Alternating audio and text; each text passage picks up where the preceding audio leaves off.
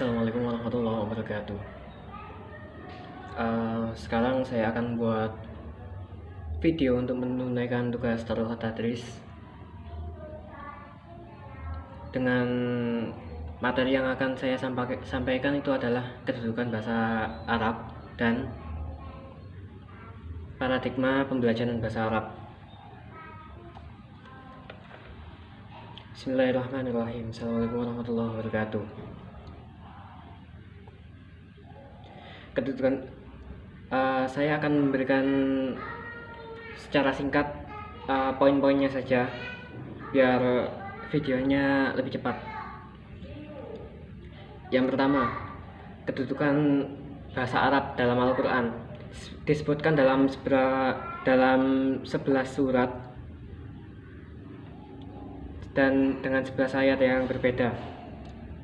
Dari Yusuf ayat kedua, Ar-Ra'd ayat ke-37, An-Nahl 103, Toha 103, Asy-Syu'ara 109, Az-Zumar ayat ke-28, Fusilat ayat 3 dan ayat 44, Asy-Syu'ara ayat Asy-Syura bukan Asy-Syu'ara, Asy-Syura ayat 7, Zukhruf ayat 3, Al-Ahqaf ayat 12 dan Yusuf ayat kedua. Yang kedua, dari sabda Nabi yang berbunyi Uhibbul Arab li salasi li'annani Arabi, Al-Quran Arabi, wa kalamu ahlil jannah Arabi. Pelajarilah Al-Quran karena 3 hal. Karena aku berbahasa Arab, Al-Quran berbahasa Arab, dan kalam ahli surga itu bahasa Arab. Perkataan sahabat, dalam perkataan sahabat saya hanya menemukan dari Umar yang berbunyi, hendaklah kamu sekalian tamak mempelajari bahasa Arab karena bahasa Arab itu merupakan bagian dari agamamu. Jadi di sini Umar menyuruh kita untuk mempelajari bahasa Arab, khususnya kita sebagai muslim, karena bahasa Arab itu bagian dari muslim. Dan yang terakhir, perkataan ulama. Di sini ada banyak, saya sebutkan salah satu aja, yaitu dari Abdul Alim Ibrahim. Bahasa Arab merupakan bahasa orang Arab sekaligus bahasa agama Islam. Dan itu adalah materi dari kedudukan Islam dengan bukti-bukti yang saya berikan. Sekarang materi paradigma pembelajaran bahasa Arab. Dalam pembelajaran bahasa Arab, pembelajaran itu adalah mengembangkan potensi, kompetensi, dan komunikatif para pembelajar dengan tujuan yang tentu kita tahu, untuk bisa bahasa Arab secara terang-terangan dan khususnya agar tidak terbata-bata dan lancar, istilahnya lancar banget.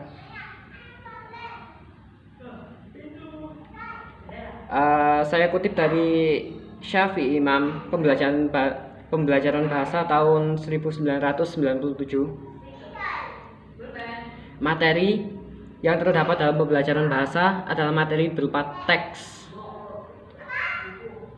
mengacu kepada 3 bentuk materi. Maka ada beberapa prinsip yang perlu diketahui. Pertama, materi harus menunjang tujuan yang dirumuskan dalam kurikulum. Yang kedua, materi yang disusun mengacu pada keperluan autentik. Yang ketiga, materi harus mendapat stimulus terjadinya interaksi agar guru dan siswa, antara guru dan siswa, siswa dengan siswa, atau siswa dengan masyarakat, atau guru dengan masyarakat, atau yang lain. Tapi karena ini kan materi pembelajaran, maka dikhususkan untuk menstimulus guru dan siswa saja. Maaf, tadi saya bilang masyarakat. Yang keempat, materi yang disajikan harus memberikan kesempatan kepada para siswa untuk dapat memperhatikan bentuk-bentuk bahasa. Karena bahasa Arab sendiri itu wazannya banyak.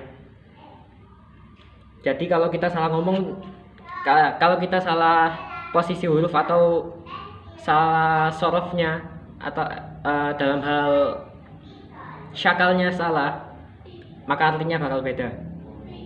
Yang kelima, materi harus dapat memberikan dorongan pembelajar untuk mengembangkan keterampilan belajar. Yang terakhir, materi harus dapat menciptakan pembelajar menerapkan keterampilan berbahasa. Keterampilan berbahasa meliputi 4 hal. Yang pertama, istima', mendengar; kalam, berbicara; qiraah, membaca; yang terakhir, kitabah. Sedangkan metode-metodenya itu antara lain, pertama, qawaid wa tarjamah, kaidah dan terjemah. Metode mubasyarah diartikan sebagai metode langsung atau direct method. Thariqah sam'iyah syafawiyah, audiolingual method. Thariqah qiraah, reading method. Dan yang terakhir, thariqah al-intiqayah.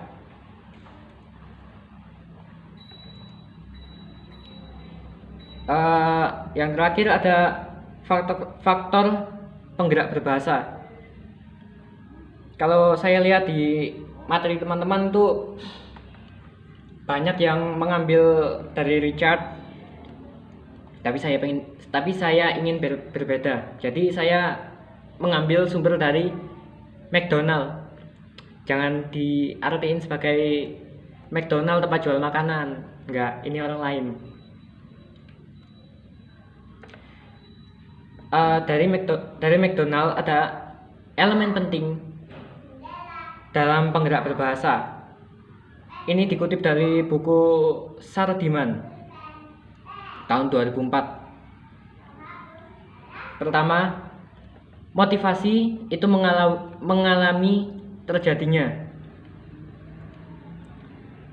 karena perkembangan motivasi ini akan membawa beberapa perubahan yang ada dalam organisme manusia karena menyangkut perubahan energi.